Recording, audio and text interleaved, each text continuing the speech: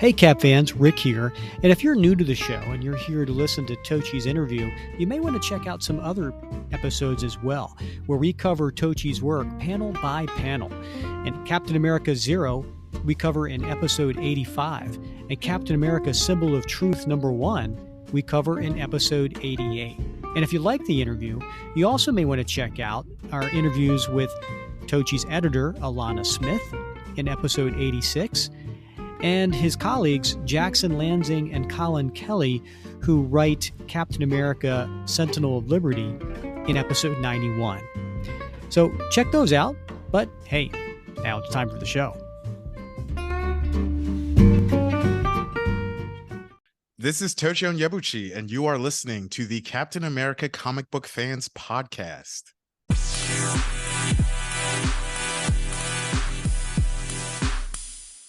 Greetings, Cap fans, and welcome to lucky episode number 113. This is Captain America Comic Book Fans Podcast, and I am your host, Rick Verbanis.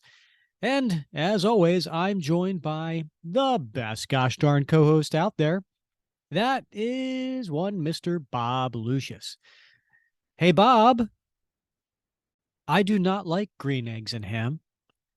Would you like them here or there? I would not like them here or there. I would not like them anywhere. I do not like green eggs and ham. I do not like them. I think I got this one figured out, Rick. What's the next line? I don't know, but I think I know why you've gone with green eggs and ham. Okay. All right. Let's hear it. Yeah. Well, I mean, we got a great guest tonight who is a very accomplished writer, and I think you're simply identifying probably your favorite writer. Oh, that's a really awful guess. You never cease to disappoint, Bob. I gotta say. That's not your favorite author? Bob, what's the next line? I do not like them. Sam, I am. Sam, I am. Okay. Sam, I am. So right. It is Dr. Seuss, Green Eggs and Ham, came out in 1960. All-time favorite children's book for many, many kids. I mean, it sold over like 8 million copies. And it starts off, I am Sam.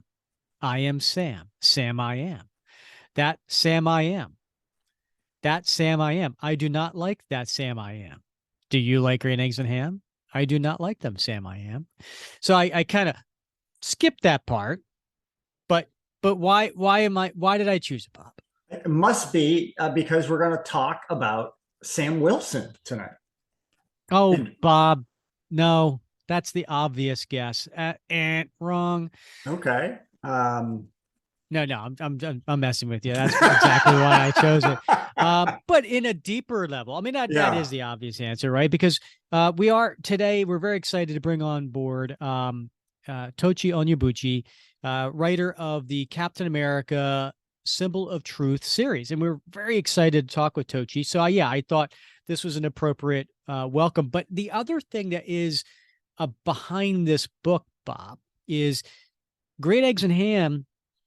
Many people have referred to it as an allegory, and it's an allegory for prejudice, for not liking something because you don't know anything about it. And so I know that Tochi also likes to write in allegories, and prejudice is a subject matter that does come up that Sam Wilson has gone up against, throughout his career, especially now that he's Captain America. So I thought that really was another reason to make it appropriate. That makes sense, Rick. I mean, I'm a little bit embarrassed to admit that I never finished reading Green Eggs and Ham. I got to like page 3. I just couldn't get into it. And so, I picked it up a couple times. Maybe I'll try it again. Yeah. Well, I think you really should. And for new listeners to the show, they're like, what are we talking about here? So listen, we're in episode 113, and I don't know, gosh, 80, 90 episodes ago, Bob, I thought I'm going to try to change things up. I'm going to go ahead and start doing a new hello to Bob every single time, every single episode. I try to come up with a different hello. And I often try to turn it into something that has to do with that episode. So that's why we're talking about Dr. Seuss and Green Eggs and Ham. Yep. This, you get more for your money on this show than I think most people expect. You know, the funny thing is, Bob, I know there's a couple of listeners out there, not big fans of my They didn't like my the hellos. They didn't like the celebratory hello anthology. No, you mean when we did was that episode? Oh, we did that in the 1 year anniversary episode. Yeah, that was awesome. Yeah. That was a lot of fun. I did that. That took a lot of time, a lot of effort. Yeah. To do that one. Gosh. It was worth every minute of it for myself. So yeah, I for all the effort you put into that. Yeah. Yeah. So yeah, go back to listen to episode 64. 64 was our 1 year anniversary show, and I did a little montage of all the different hellos to Bob. It took me quite some time to put together for like a minute and a half. A lot of fun though. A lot of fun. I'm not doing. Listen, when we do our 2 year anniversary show, I am not doing that again. Yeah. But anyway, that's neither here nor there. So we are very excited to have Tochi on the show today. We talk about the Captain America Symbol of Truth series in the Captain America Comic Book Fans Facebook group. And, there's definitely some big fans out there. And there's also those who, haven't tried it out yet. Mm-hmm. So we want to give you the opportunity to listen to Tochi, and with the trade paperback collecting his first story arc called Homeland coming out in just a couple of weeks, we thought this would be a really good time to do that. And speaking of the Facebook group, Bob, sometimes, a lot of times we get listeners that leave comments to the show there on their posts. And a few weeks ago, we had done the Halloween episode, right? And I got called out. For mispronouncing my favorite candy of Reese's peanut butter cups. Thank you, Michael Johnson. It's always fun when someone calls you out for the way you pronounce something. Oh yeah, absolutely. Yeah.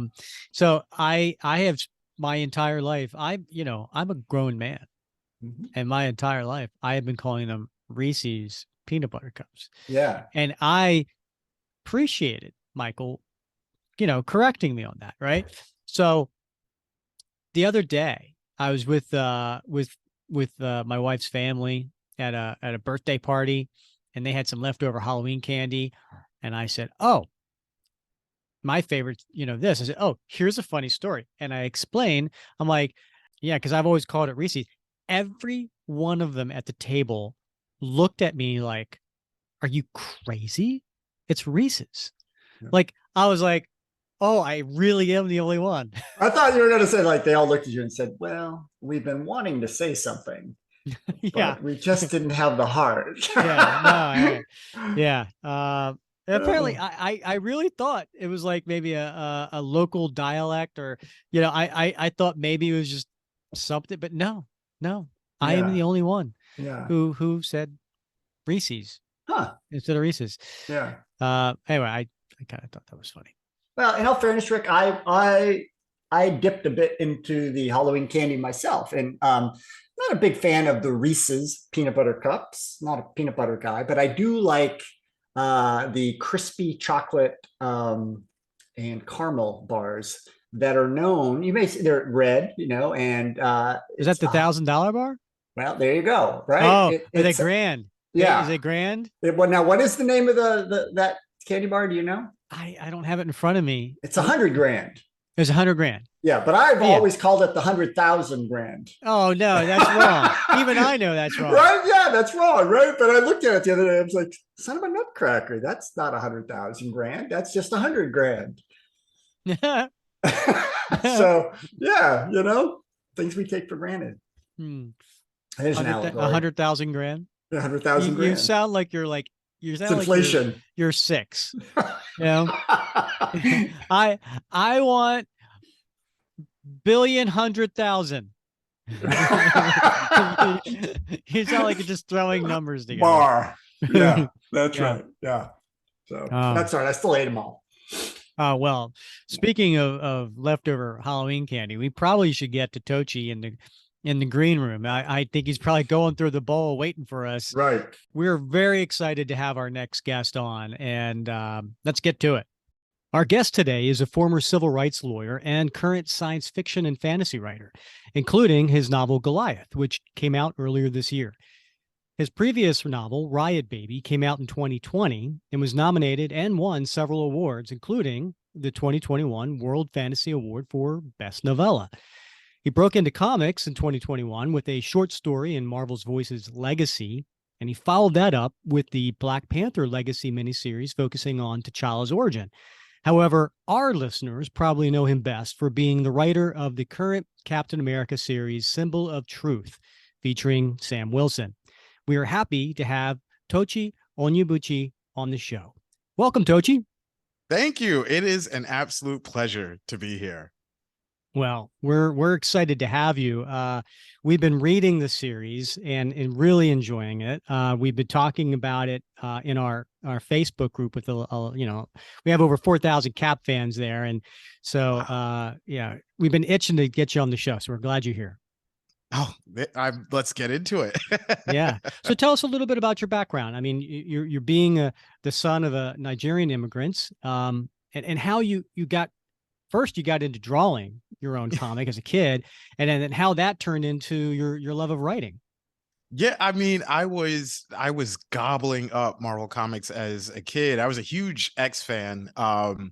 X-Men, the animated series, was, like, I imagine for many of my generation, the point of entry. And that led to, in the 90s, just trying to scramble to get all the X books. There was X-Men Volume 2, Uncanny, X Factor, X-Force.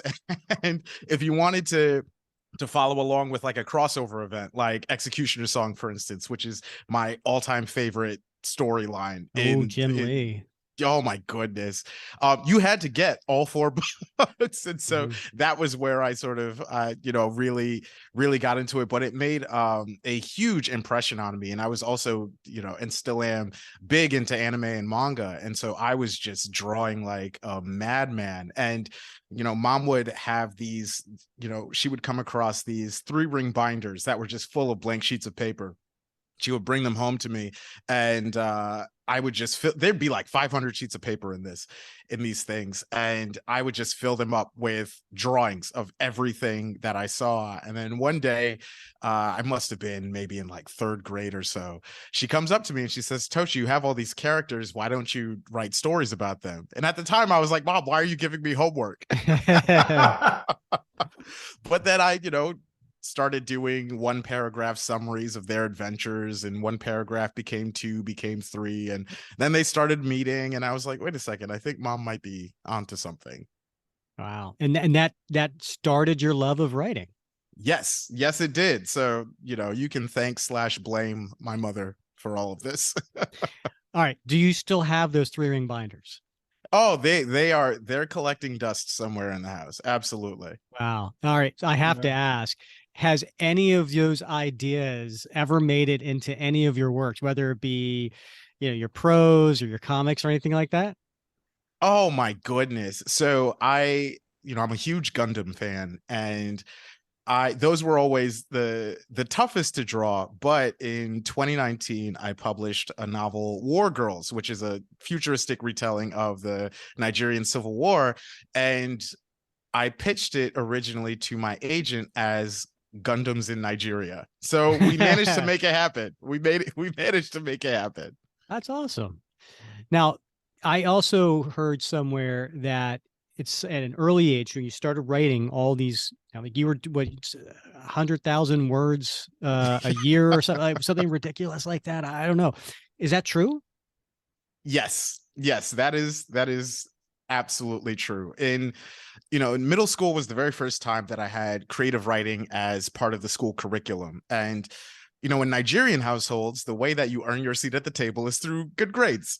Mhm. So I discovered very quickly in this creative writing class that it was essentially an easy A. Like anything I wrote was good enough to get the best grade in the class.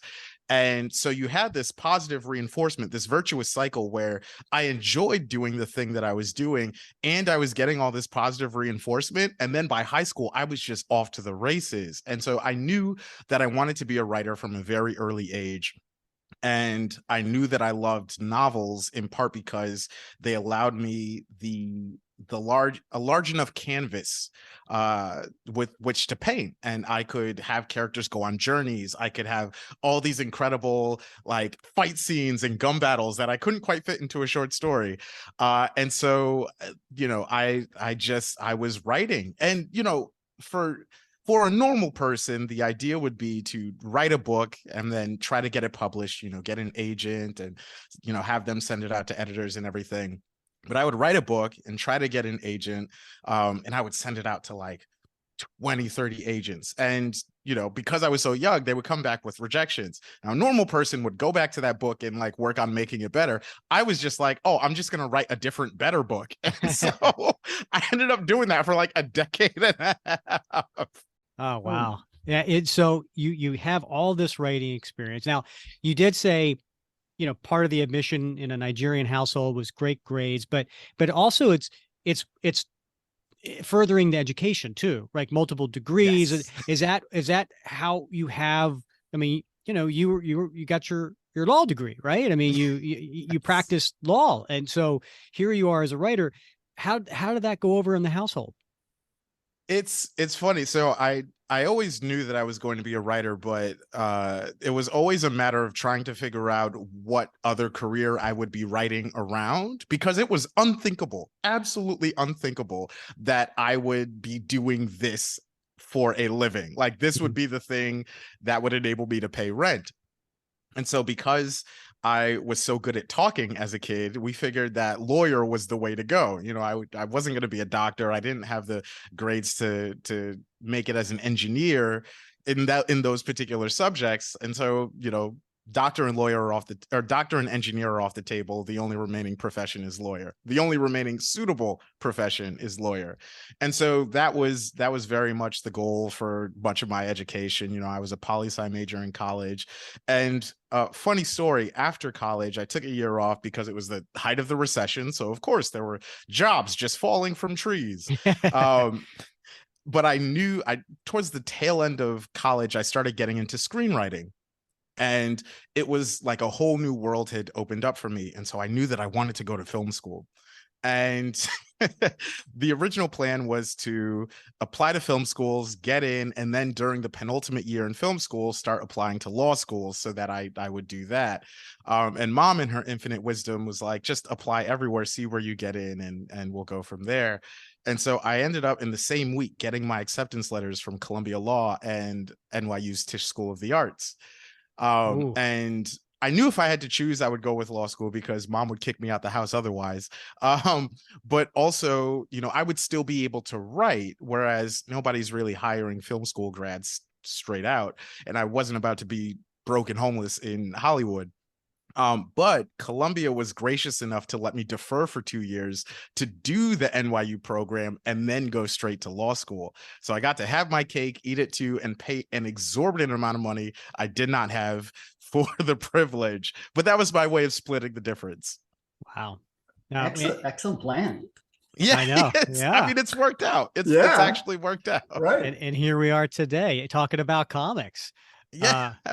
What's the Paris Institute of Political Studies? Because you've done that too. Now, was that part of your undergraduate program? And what, I'm just curious, political science, why were you interested in that? So I'll answer the second question first. In high school, that was the first time that I got exposed to, the political goings on of the world outside of the United States. I was taking a class on the modern Middle East and things of that sort. And I was just absolutely fascinated. And also too, mom had this second job cleaning offices, and in one of the and she would bring all us kids along to help, and in one of the lobbies they had these travel and leisure magazines. And so when I would finish my part of cleaning, I'd be flipping through these travel and leisure magazines, and this was my window to like the outside world. This was how I would learn about places like Venice, places like Paris, places like Bogota. Like that was how I learned. And so poli-sci, political science in college was a way to sort of tap back into that. I could study other countries. I could study political trends in other countries. And it made sense in terms of the pathway to being a lawyer. There are a lot of things you can do with a law degree. You can be a criminal defense attorney. You can, I don't know, like work for Interpol. You can like there are all sorts of things that you can get into, and it seemed like poli-sci was the way sort of into that. And so the French degree from Sciences Po was actually part of a dual degree program with Columbia Law. And so throughout high school and college, I studied many times in Paris and in France, and I speak French. And so Columbia had this dual degree program where you could do 2 years in New York and then your final year in Paris at Sciences Po and get basically 2 degrees for the price of one. And if you're wondering if there was a downside, there was no downside whatsoever. It was literally the best year of my life. Yeah. I came back with 2 degrees. Right. And, it was absolutely amazing. So, wow. So that explains that degree. All right. So, going back a little bit further, back to your childhood, Rick and I, very early on, we sort of gravitated toward Captain America. And I know he gravitated toward Daredevil as well. I read a lot of war comics and stuff, and eventually I went into the Marine Corps. But you gravitated toward the X series, right? Different X-Men, X-War, all those sorts of things. What was it about those titles that resonated with you? I think from a very early age, I grokked the metaphor that was the sort of foundational principle of the X books. This idea of being persecuted for your difference. And it's funny, I was rewatching the animated series a couple years back, and it's like episode 2 or 3. Basically, it starts out with, the X-Men trying to raid a Sentinel factory. It goes awry, and Beast gets captured. And it's like in the 2nd or 3rd episode, Magneto and the Brotherhood of Evil Mutants come to bust Beast out of jail. And Magneto, breaks open Beast's cell and is like, yo, let's go. And Beast is like, no, I'm going to submit myself to the humans, like, judicial system. And and they have this whole conversation about like integration and segregation, literally in the middle of a kid show. Like, and it's not disguised or anything. And that blew my mind. And so they were doing things like that in the comics and in the show.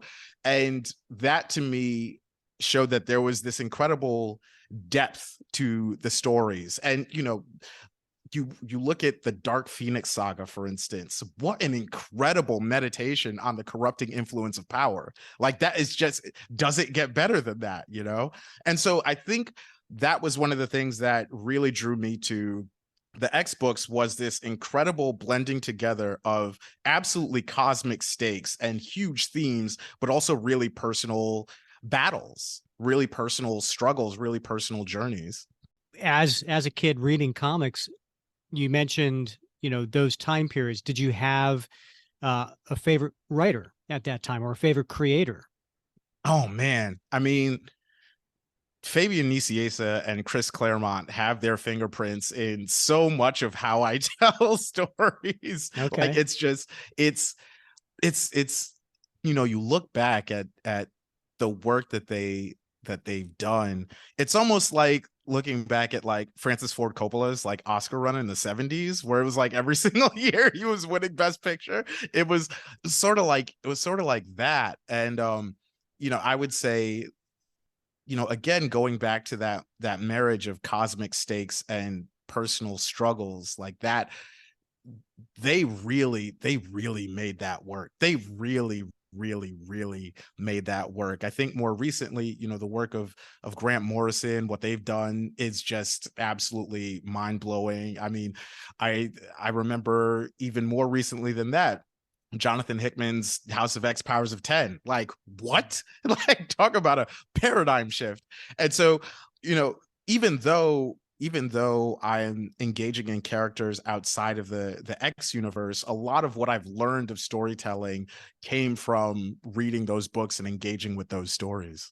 Now, you are extremely accomplished. I mean, yeah, I mean, you can do anything, right? I mean, you have done so much, and presumably something about writing for the comics industry, writing for that genre. There's something that you get out of it. It's probably the fame, it's probably the fortune, but you know, maybe not. Maybe in addition to those things, it's something else. What is it about writing for comics that that clicks with you?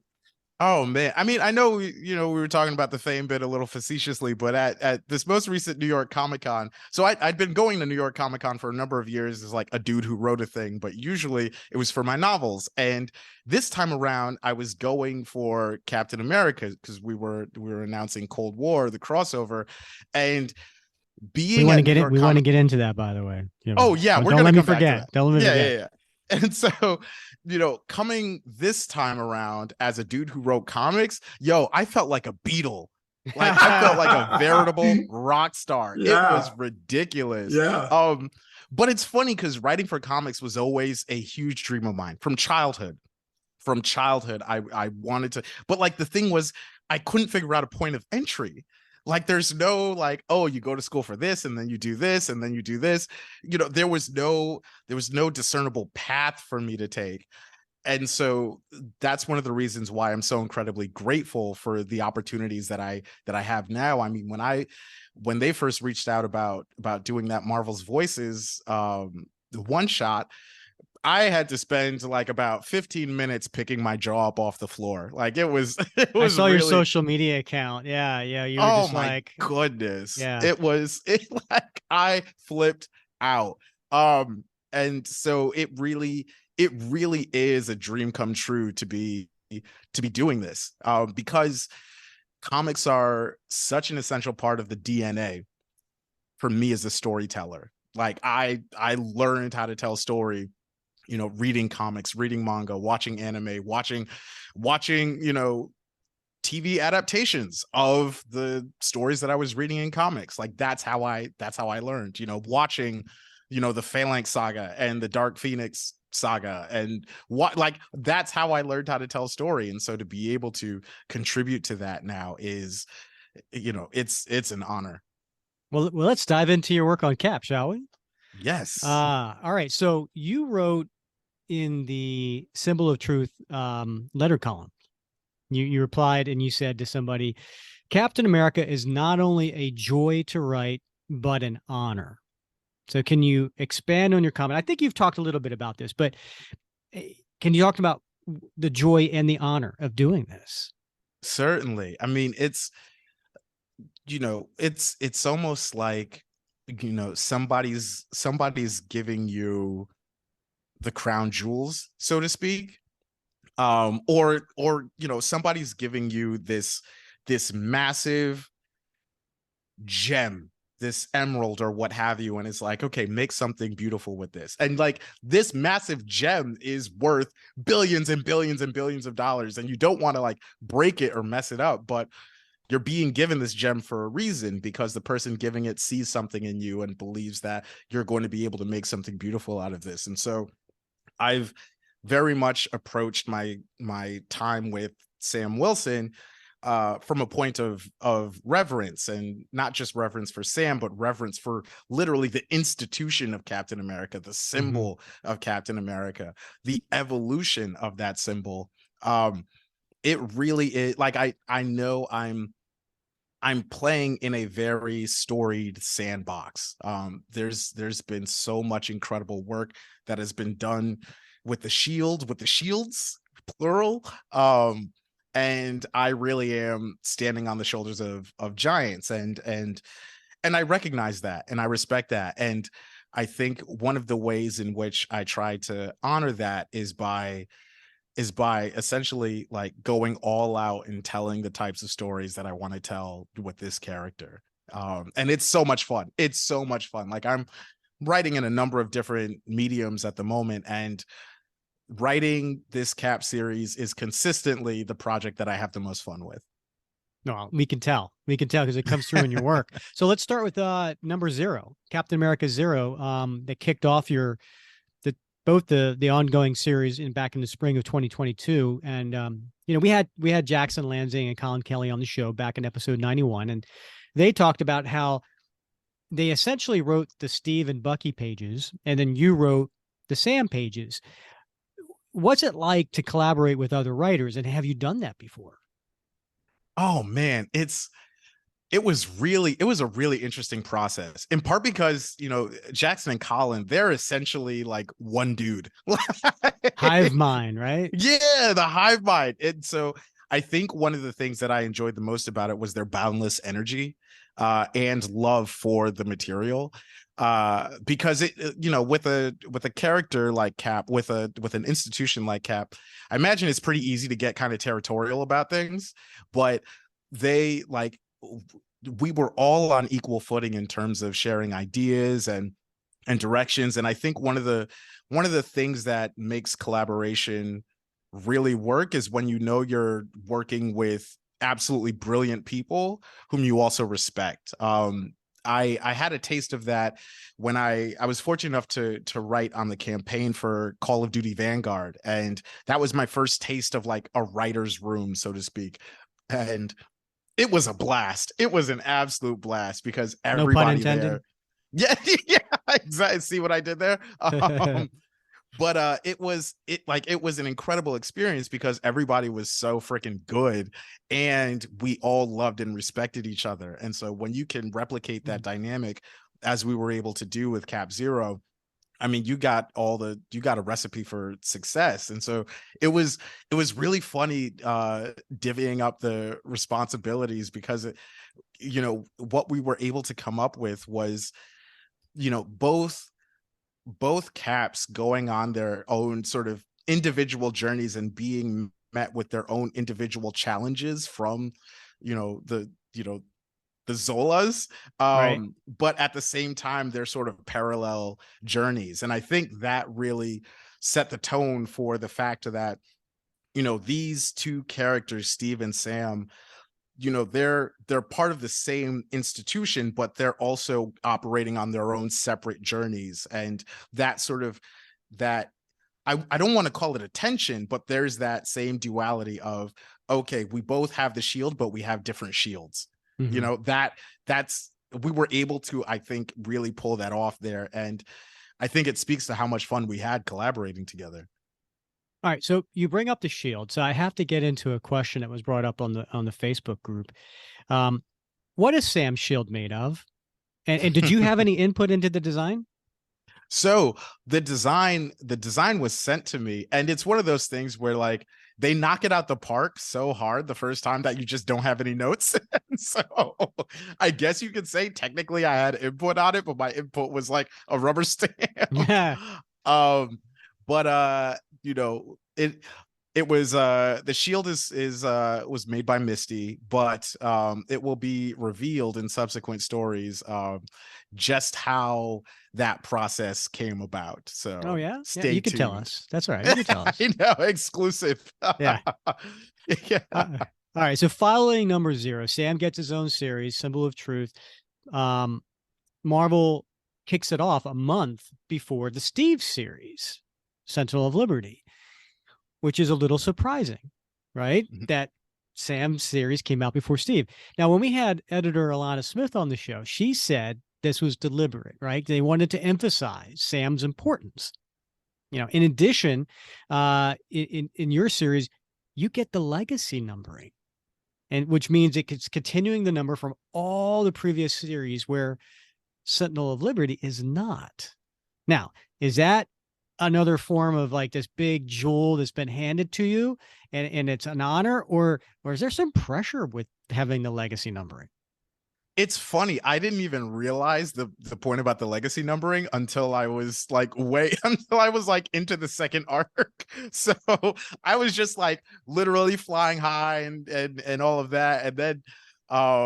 And then I, I learned and I was like, well then, back to business. No, but I mean, it really is an honor. And I think the way that I've been able to deal with any sort of pressure in that regard is remembering that I've been brought on for a reason. There's something in me that the wonderful folks at Marvel saw, that spoke to a newness I could contribute to these stories. And I have to remember that. They didn't bring me in to tell Cap stories that have already been told.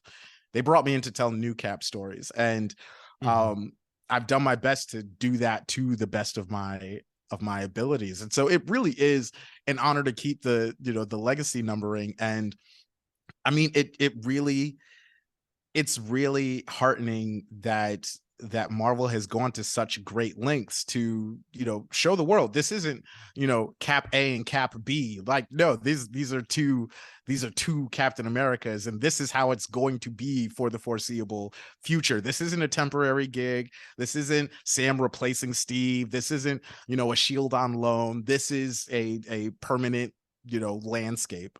Well, I want to drill down into that with a little bit of a follow-up, but I just got to tell you, I'm geeking out all the more. And I'm going to tell you something. Rick doesn't even know this about me, but I'm a huge Call of Duty fan. And so I had no idea that you had been involved in the campaign for Vanguard. So just one more reason to love your work. I love that. That was a great campaign. I always saw you more as more of a Sonic the Hedgehog guy. Well, there you go. It's my secret guilty pleasure. I got my little setup right here behind me, actually. Oh, there you go. Yeah. So all right. Well, anyway. Hold on, Bob. What's your handle? What do you go by? Well, it's kind of embarrassing because when I set up the Xbox, it was for my son's Christmas present from his grandfather. Of course, that was air quotes, people. That was air quotes. Yeah. So he picked the gamer tag, and it's Ultimate Mega 360 or something like that. So yeah, Ultimate Mega 360. So yeah. All right, you're going to get a whole bunch of requests. That's right. Yeah, no, I love it. I love it. If Noob Master looks me up, right? So yeah. So all right. So we got two Caps. We got Steve and we got Sam. And so I've heard a lot of readers complain, and maybe that's too strong of a word, right? Maybe just dislike the idea of Sam Wilson as Captain America, because they argue that it is, I'm going to use air quotes again, derivative. Now, I think what they mean is that they like Sam as Falcon, but not in a uniform that's been created for somebody else, even though many people have worn that uniform over the year. And sometimes they suggest that it implies, a lack of creativity, although we've had lots of derivative characters over the year, right? I mean, for over decades, we've had derivative characters. So what do you think of those sorts of criticisms of the character of Sam as Cap? It's funny. I don't even really think about them at all, in part because I look at it all as an opportunity. There are so many places so many places in the Marvel universe where we have not seen Sam as Cap. And Sam as Captain America is going to have very interesting and unexpected relations with other heroes and villains in the Marvel universe. I mean, I think that was one of the biggest points that I wanted to make with the first arc, where Dr. Doom, you came out swinging. Yeah, and so like that was one of the, that was so much fun. And also Deadpool, like I got to make a very funny joke based on their government names.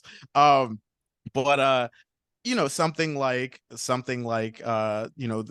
the beef, I guess you could say, between Sam Wilson and T'Challa, that's grounded in very, very, very real reality and history for them.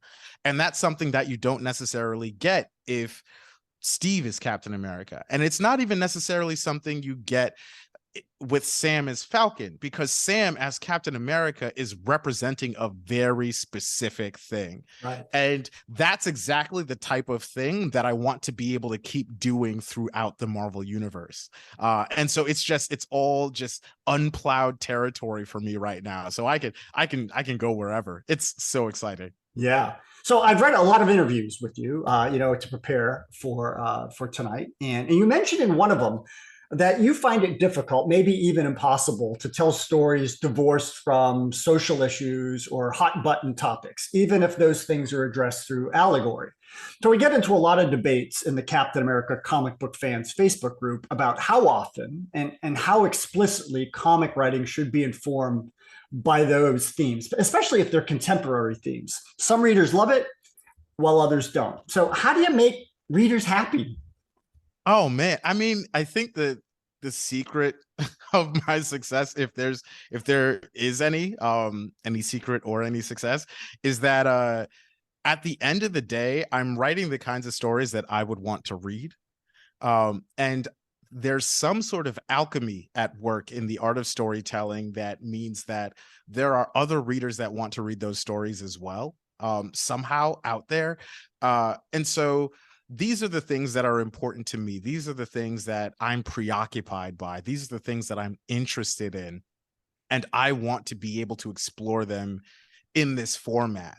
And I appreciate them. And that's really all I can control.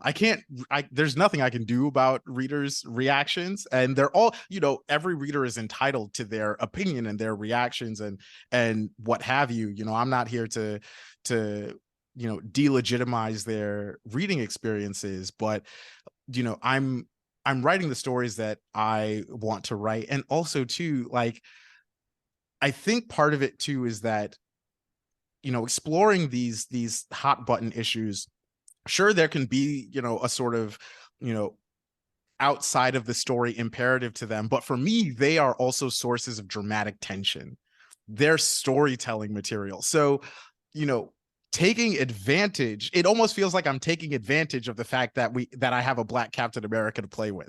Like it feels like an extra bit of story spice that I can do to create tension in so many of these situations. There's I remember there was a scene very, very, very early on in True Detective season 3. I think it's like maybe the first episode or so, or one of the early episodes. And the two detectives are played by Mahershala Ali. He's the lead detective, and I'm blanking on the other actor's name, but he plays a white detective, the sort of second in the investigation.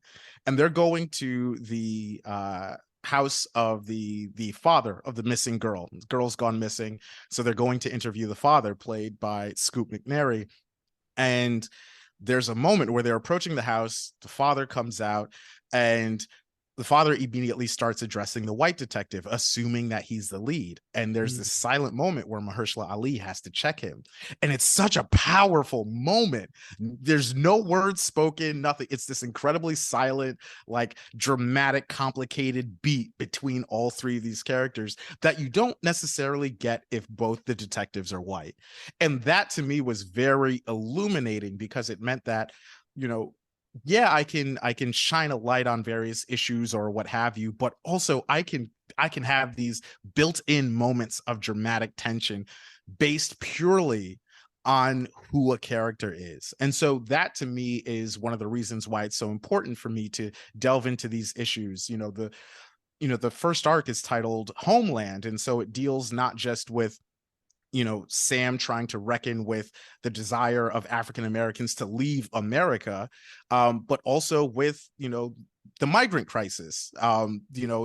Joaquin as Falcon has his own storyline dealing with that. And it's incredible story material for me. It's incredible dramatic material for me. And so that's sort of why it's important for me to have that undercurrent in all the dramatic fights and the explosions and the boom and the pow and all of that.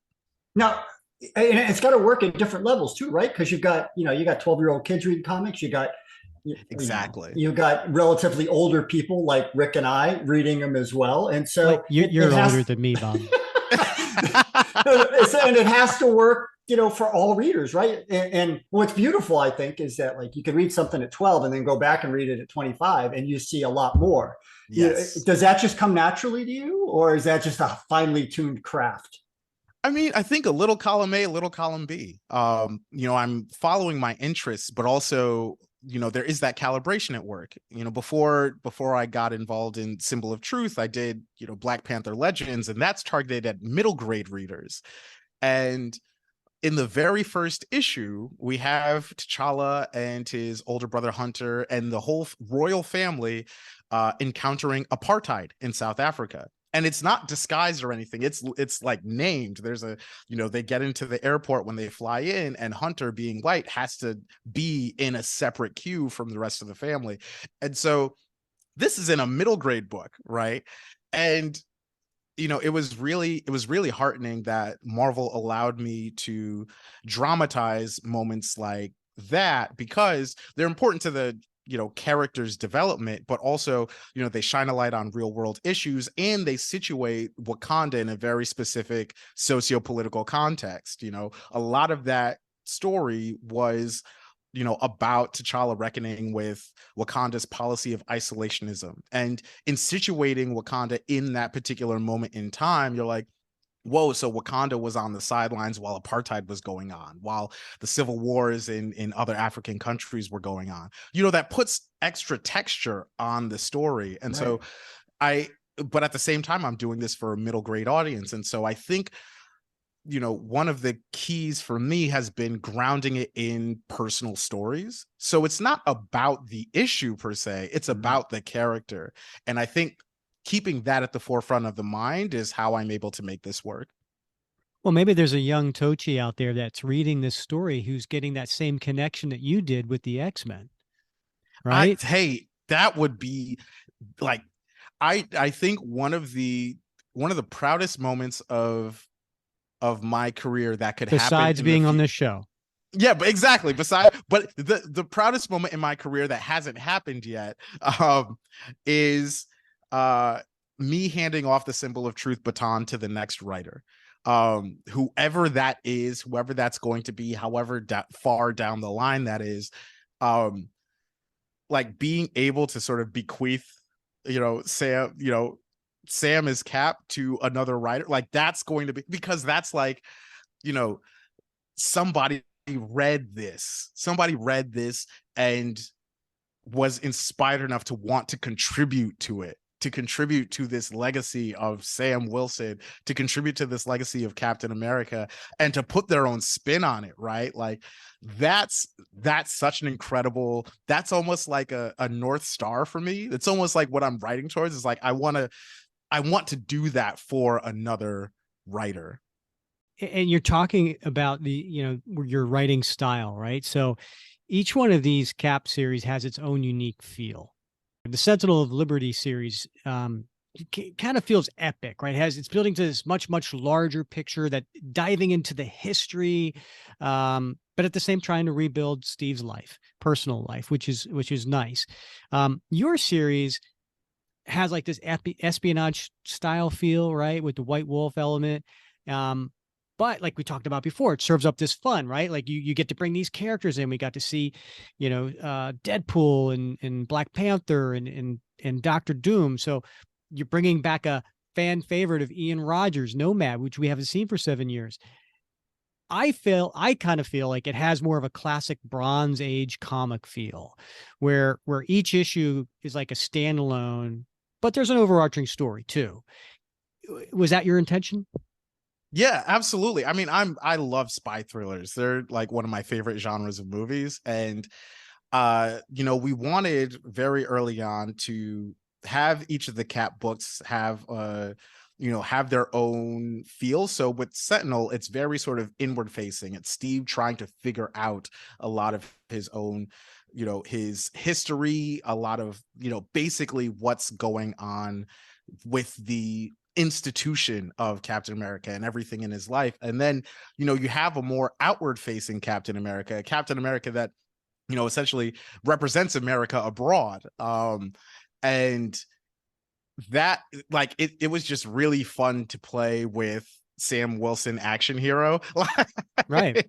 It's really cool because, you know, you look at other countries in the Marvel universe and they look at America, they're like, who is Captain America? The Captain America that they see is Sam Wilson. And that's very powerful to me. He's the Captain America that represents the country and sometimes the government abroad. But like that's been really, really, really fun to play with and to take in all these sorts of different directions. And as you can probably tell, I like situating things geopolitically. So Right. Yeah. And I'm looking forward to seeing the second. As we're recording this, right, we finished the first volume, Homeland, so we're in the process of the second one, which is going to White Wolf's going to be more involved. And I have to ask because we covered issue number one, and I had a hard time determining what the voices. What kind of accent does White Wolf have? oh man, oh my goodness, it's really interesting because he's very much a chameleon to me, but I think the accent that he has sort of at home when no one's around and it's just he and himself is probably something like, you know, actually, you know what's funny? If you've ever heard, you know, I'm trying to think of a particular East African actor. He speaks with an East African accent. And that's real. So like it would be really fascinating to see who like would who would play Cast, him, yeah. you know. Yeah, because I envision him as having a sort of, you know, some mix between an East African and an Afrikaner accent, you know, the type that you would see in Southern Africa and like South Africa and Zimbabwe. And so that's really fun to imagine. Okay, so if anybody really wants to really have me embarrassed, just go listen to episode 88 where I probably bastardize his voice. You got to go back and dub it. You got to go dub it now. Yeah, I'm gonna have. So Tochi, I read your piece earlier this year. I think it was summer, maybe June. I think it was June in the New York Times. It was called "God and Horses at the Pre-Apocalypse," and you were asked to respond to this question: "What is reality?" And you were commenting on humanity's future in the face of climate change and what we can expect. And you suggested, whatever our future, suffering is inevitable. And that got me thinking about superheroes, because again, everything gets me thinking about superheroes, and that's why we're here, right? But it particularly got me thinking about superheroes that you've written: Captain America, Black Panther. Is that too a constant in their lives, this inevitability of suffering, at least at some level? And is that what makes superheroes sympathetic characters? Yeah, I mean, I think the flip side of the inevitability of suffering is the inevitability of the fight. And I think that's the thing that superheroes inspire in us. You know, if the good guys won, there would be no reason to fight. Like, they would hang up the cape, like we wouldn't need them anymore, you know, whatever them winning would look like, right? But what's really fascinating about them is that even in instances where they do win, it can be a Pyrrhic victory, it can be a corrupted victory, because them winning doesn't necessarily translate into winning for a lot of the rest of the world. I mean, we see that with Krakoa. The X-Men won. Like, you know, the mutants won. And look at how that turned out, right? And so I think the thing about suffering and the fight being inevitable is that, you know, writing Sam Wilson, I'm always trying to be cognizant of the people on the ground, and oftentimes the people who are suffering the most in the midst of any sort of tragedy or calamity, whether it's climate change or civil war or what have you, or just, you know, government sanctioned discrimination or what have you. I'm always attuned to that, to the plight of marginalized populations and all of that. And, you know, I think, you know, that's something that I try to be cognizant of, and I try to get my readers to be cognizant of as well, because it means that there is, you know, that there is virtue in the fight. And even if you don't know that you're going to win, there's virtue in the fight. And so you look at, for instance, the civil rights struggle in the United States. A lot of the people who marched and who fought in that struggle didn't live to see the passing of the Fair Housing Act. They didn't live to see the passing of the Voting Rights Act. They didn't live to see our first Black president. They didn't live to see that far, but they still fought, and we were able to enjoy the successes of their labor and of their fight by virtue of the fact that they fought. And so I think that's something that superheroes give us, especially in instances where it seems like there's no possible way that we could win, whatever it is we're fighting against. Superheroes are constantly engaged in that battle. That's what they can do for us. And I think Sam Wilson embodies that more than any other character I've written. So we've got two titles, right? We've got Captain America, Sentinel of Liberty, and that title, Sentinel of Liberty, that goes back a long, long way, right? Back to the 40s, right? That's a known quantity. But the title of your series is Captain America, Symbol of Truth. And it seems like such a straightforward title, right? But the very idea of truth and who gets to say what is true has become so contested in recent years, right? It's such a concept that's fraught with controversy and debate. And did that figure at all into how this title came about? And what should it tell us about Sam Wilson's journey as Cap? I mean, the truth is something that he's going to spend a very long time figuring out, or trying to figure out. And a lot of that comes too with, and this was something that we touched on in the first arc. What does it mean for Sam, coming as he does from a marginalized population, to be the representative symbol of America, of the United States, of this particular country, given its history? He's Captain America, and that America means the entirety of America, all parts of it. And so what is Sam Wilson's animating principle in that? What is the truth that guides him in his journey to, be the best Captain America that he can be?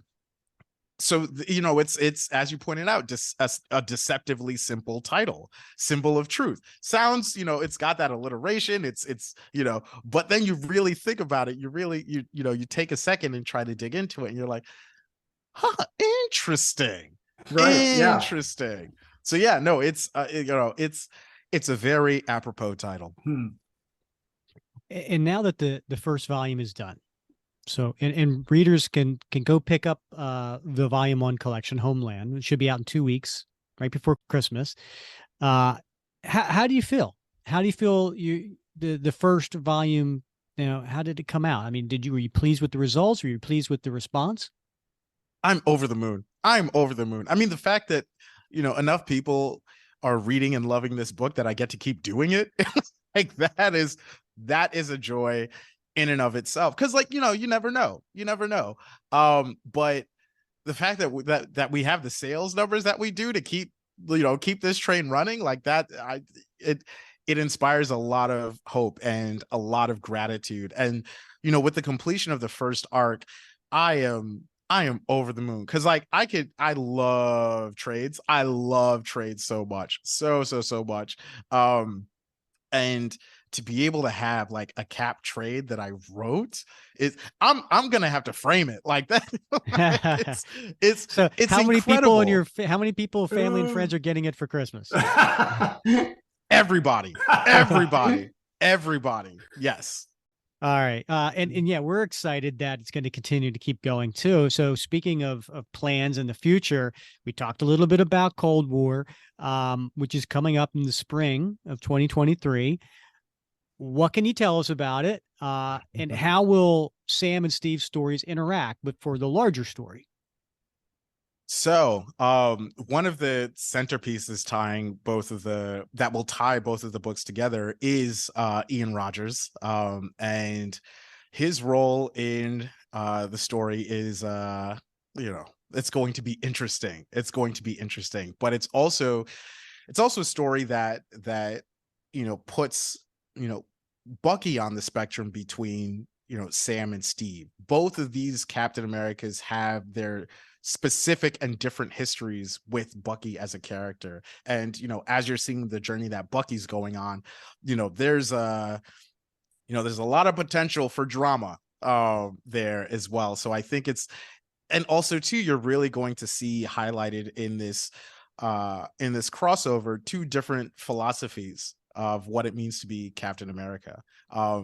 These two characters have very fundamentally different approaches to the Shield based on their personal histories and their experiences and everything that they've been through and the individual battles that they've fought. And even when they've been side by side, the different sort of, takes that they've had on things. And that is something that's going to be brought into high relief. So if you could sum it up, what is Cold War about? Ooh. If you're the Marvel solicitation blurb, how would you pitch it? Oh man. Confronting the largest threat they've ever seen, both Sam Wilson and Steve Rogers must struggle to figure out what it means to be Captain America. Oh, I'm sold. Right. We're there. I'm glad I already pre-ordered. Yeah. Excellent. Do you have we have a few questions from our listeners. Do you have time to see what they have to say? All right, cool. Yeah.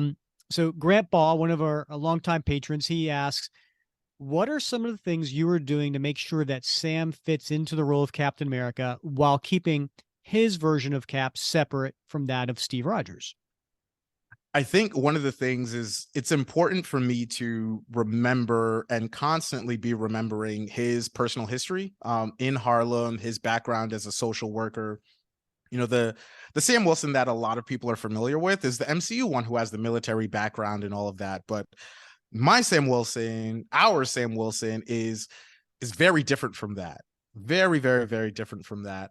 And that I think is something that has been an engine for how this Sam Wilson, how this Captain America has been operating. And so that I think, he's his own character. He's his own person. It's not as though Sam Wilson has changed to fit the particular mold of what we mean when we say Captain America. No, Sam is bringing himself to the Shield. He's bringing himself to the suit. And that is one of the reasons why it was important for us that he keep his wings. I think, in an alternate universe, we clip Sam's wings and he's on the ground as Captain America, but no, he keeps his wings. And that is yet another important way in which he's distinguished as Captain America. So, things like that, remembering who he is as a person and as a character when the suit isn't on.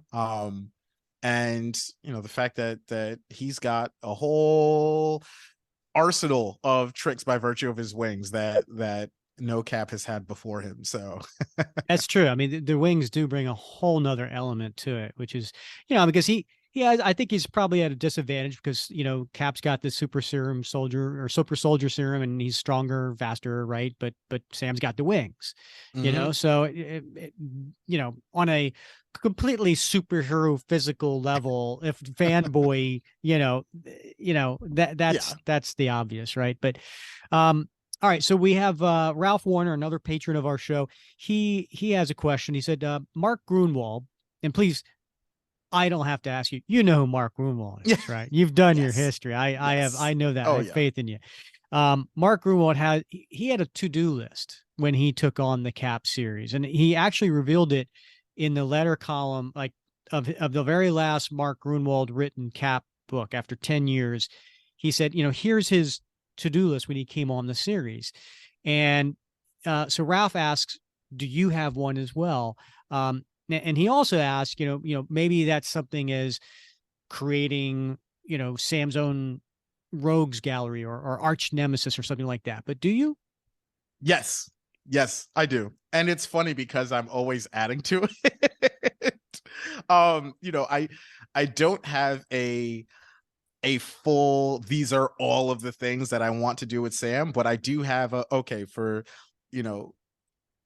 starting off, this is what I want to do. And then before I finish the first arc, I've already put together the next batch of, items on my to-do list. And then, before that's done, I've already put together the next batch of items on my to-do list. So yes, there is a checklist. All right. Well, you don't have to tell us all, but just tell us 3. Oh my goodness. I'm kidding. I'm not going to do that to you. Oh my goodness. I was like, oh no, is he serious? Yeah, I don't want you to get fired. I don't want you to get fired. But hey, if you got a hint, you've got a tip or something like that. Hey, look, this might be in the future. I'm not going to stop you. I mean, it's don't let him bully you. Don't let him bully you, Tochi. I may sometime down the line pull a Grunwald and reveal it like at the very end, but for now, keeping it close to the chest. I think he's a good example to follow on that count. I think that's wise.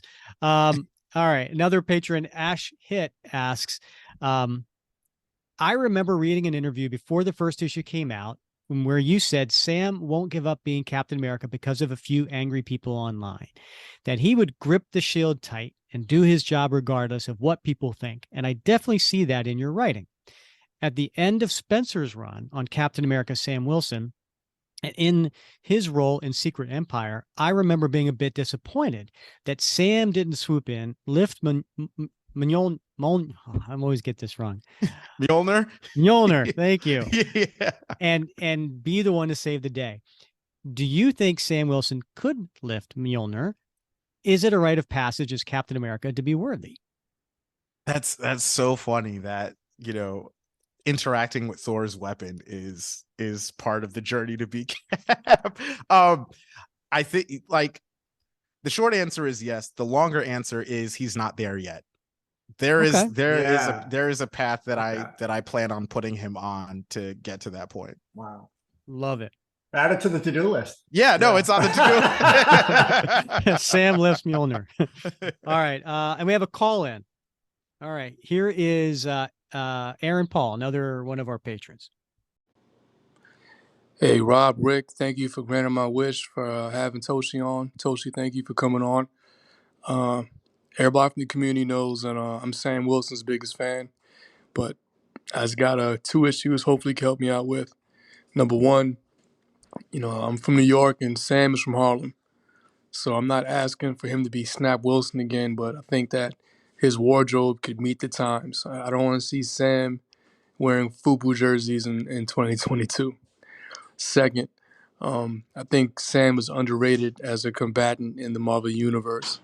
So when Crossbones recently said that Sam's punching out his weight class, I didn't appreciate that. So I hope we continue to have Sam get some more W's as the series goes. But appreciate the work, Tochi, and keep it going. This is Aaron Paul, Sam Wilson's biggest fan. All right, peace. Oh, thank you. So a couple of notes. Crossbones said what he said, but remember who wound up unconscious after that little scuffle. Also, Sam went toe to toe with T'Challa without his suit on. So like that's a taste of where Sam is at in my head, like toe to toe with T'Challa, who was wearing the suit, and Sam didn't have his wings. But could he have done it without the birds? Without those birds coming in and saving the day, could he have done it? Because come on, it's T'Challa. I'm just saying, if T'Challa's using his tools, then Sam's got to be able to use his. I'm just saying. I'm just saying. But yeah, no, it's the comment about the FUBU jerseys is hilarious because it's Harlem in 2022, not Harlem in 2002, when the FUBU jerseys might have been a bit more appropriate. But yeah, we'll have to talk to RB Silva on that one, huh? Yeah.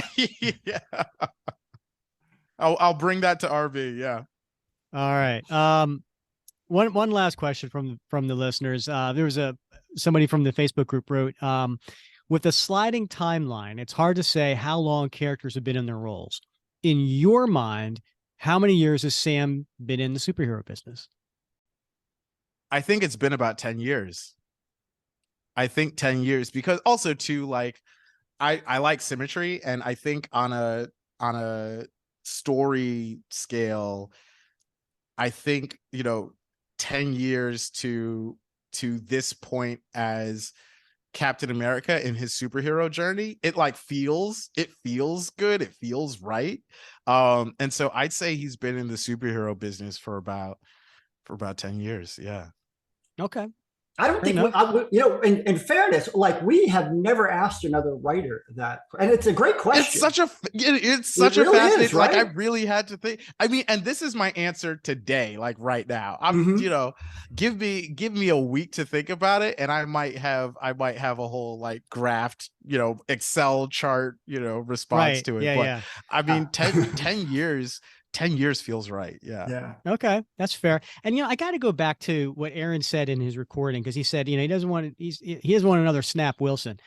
What's your thought on the history of the character Snap Wilson, right? Because we had Steve Englehart on the show, and we asked him about that because he was the one who came up with the whole Snap Wilson concept as the Trojan horse, Red Skull threw in there, and then, but he admitted he came up with that idea, put out that idea, but then he was off the series, so he kind of left it up in the air, like the next writer can figure it out, right? And then we had J.M. DeMatteis on the show, and he said he just didn't like that Snap Wilson. So he retconned the retcon, and he did that backup story, in those pages in the mid 80s called, Snapping or something like that. And it was, he basically, retconned it to say that he never really was that character, but there was a time, his sister's talking about where he went to the, he snapped because, his dad was murdered and then his mom was murdered. And there was a brief time where he rebelled, as a young man would do. But he really wasn't the guy that the Red Skull made out to be, right? But then, and I don't know if it was Rick Remender or if it was Nick Spencer, one of them, I think, and I don't know if this or someone told me this, that no, Snap never happened. It just never happened. What's your take on it? Now that you're the custodian of the Sam Wilson character, what's your thought on Snap Wilson?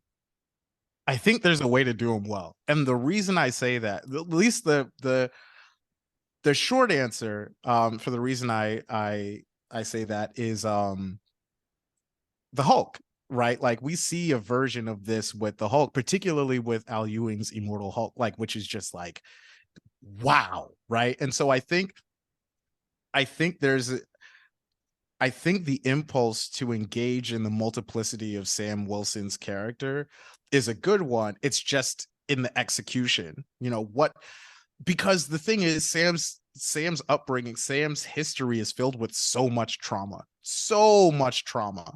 on top of, being from a marginalized population in the United States. And I'm also just a big fan of villain characters or characters that stride that line. Growing up, Magneto was my favorite character of all time, right? And I think they're like, if you're able to pull it off, because I think another thing too that I want to try to do is really, really, I guess you could say, update Harlem as it exists in the Marvel universe. A lot of times when stuff happens in New York, it happens in Manhattan, it happens in Brooklyn, even happens in Queens. Hell's Things Kitchen. don't really, exactly. Hell's Kitchen doesn't really happen in Harlem. And so Harlem's been kind of stuck in those times that we have seen it historically. It hasn't necessarily been portrayed in the most progressive fashion, I guess you could say. And part of what I guess you could say this is on my to-do list, is to really engage with what Harlem looks like now, and also like what it has looked like in its recent history. And I think there is a place for a type of Snap Wilson character there. It's just a matter of, can it be done in a way that's respectful to the community? And can it be done in a way where it actually makes sense for the character? Because, I think anything is possible. It's just a matter of being able to do it right. Well said. Well said. All right. And my head's like, I get these thoughts now. Bob, I'm putting down a prediction right now. Tochi's third to-do list is going to have Magneto on it somewhere. I sense it. I sense it. Oh yeah. That's a good call, I think. Yeah. All right. Before we go, I am curious, for fans of your comics, which of your prose work do you feel would be a good story for them to try out? Oh man, I would say Riot Baby. How Riot come? Baby. It's the one that I think engages most directly with the storytelling influences that I got from comics. Um, in terms of the engagement with the nature of power, and corruption and heroes and villains. And also it's the shortest, but that doesn't necessarily mean it's the easiest. Okay, fair enough.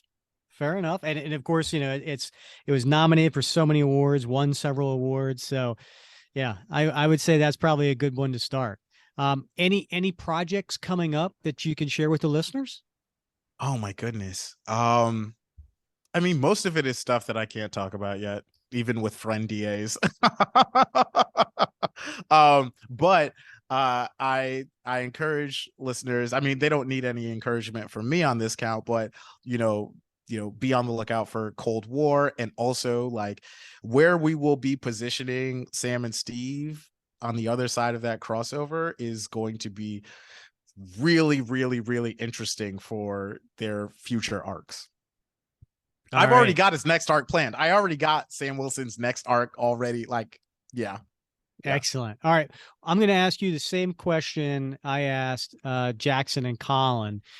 We have, there's a certain group of fans that, you know what, new comics never as good as the old stuff, right? Like the 60s, the 70s, maybe the 80s, whatever. You know what? I don't read any of that new stuff. If they're listening to you right now, what is your word to them on why they need to try out Homeland and give it a shot? Because it, like I said, the trade comes out in 2 weeks. Oh my goodness. It's got Cap as you've never seen him before. But also if you're looking for that fundamental Cap punching his way through problems in dramatic fashion, it's got that too. It's got the ingredients of those foundational and traditional Cap stories, but also it's the type of Captain America that could only exist now. And so, you got those two together, you're cooking with gas. Yeah. And not to mention beautiful work by yeah. Solo. Oh my goodness. That's worth the price of admission alone. That RB just it's you want to talk about an honor to work on this book. Every time I see pages from him, it's just like, why am I even here? Do y'all even need me? We won't publish that part. All right. So what's the best way for fans to follow you? Oh my goodness. Well, y'all can find me on Instagram at Trey64. That is TREIZE 64. My website, tochionyebuchi.com. I have a newsletter, tochionyebuchi.substack.com. In the event that, Twitter, collapses, but I am until that happens, I am still there at Tochi True Story, and I am also on Twitch on occasion at Tochi True Story. Excellent. Well, we'll have the link for your home main page in the show notes for people, easy access to find that.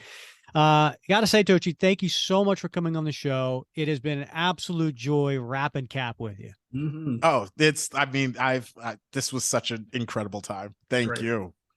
All right, Bob, that was so much fun talking with Tochi.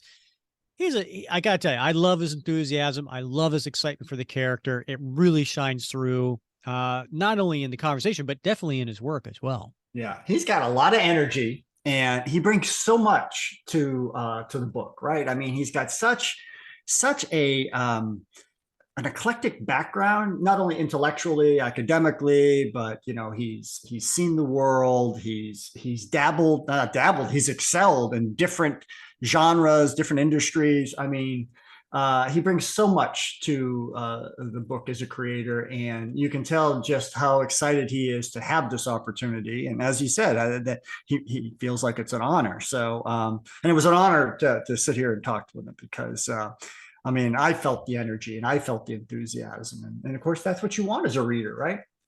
100%. Yeah. And, you know, we had so many great questions from our listeners. I, I, I think I got through most of them. You know, I'm glad we talked a little bit about Sam and T'Challa fighting. And he was kind of like, yeah, Sam held his own, even T'Challa with the uniform Right. on. Yeah. I don't know. I think T'Challa versus Sam with neither in the uniform, it might be a fair fight. Yeah. I still think T'Challa probably has, you know, a little bit of advantage there, but you put T'Challa in the uniform. But you know, without the wings, right? He doesn't have the wings. All he's got is, you know, the birds, right? Right. Yeah. But you know, we got a little into the fanboy there, you know. Yeah, right. I know we had some good you know, philosophical questions about, you know, writing styles and things like that, but every once in a while you got to ask the fanboy question too. Right. Yeah.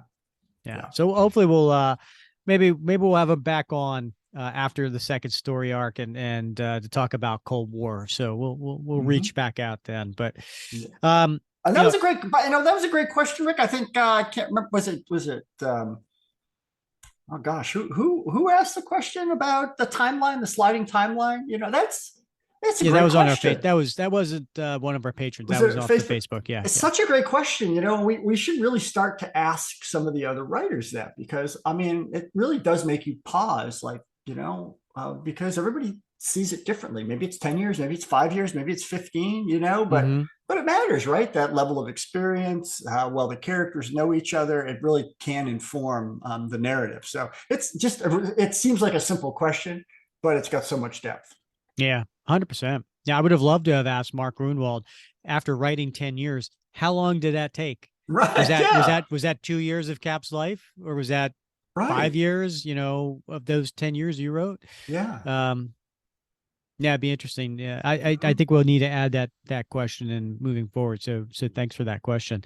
All right, Bob, you had an interesting idea for next episode of what we should cover. Do you want to maybe give a little sneak to that? Here's what I think we should do, Rick. I mean, we've hit the 60s, we've hit the 70s, the 80s, the 90s, the 2000s. We've got more contemporary stories we've talked about.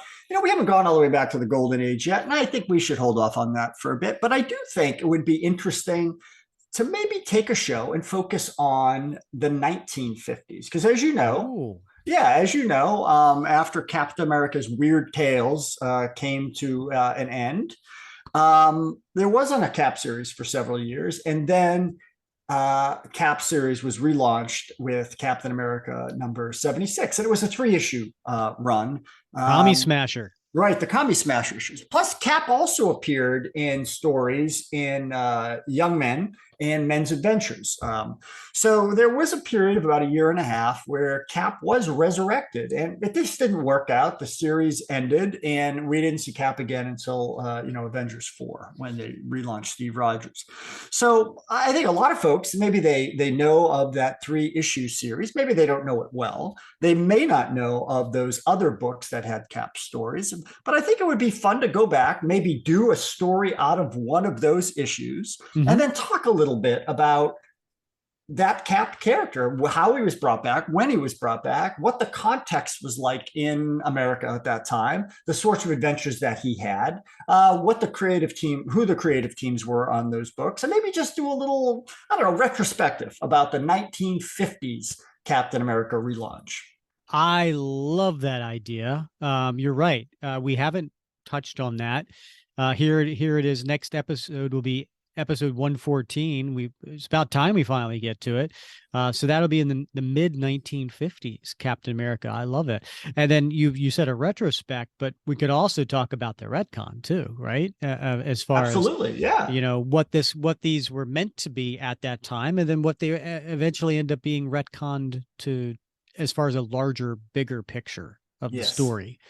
So yeah, let's talk about that next episode. So make sure you come back for that. Oh, I'll be here. Oh, excellent.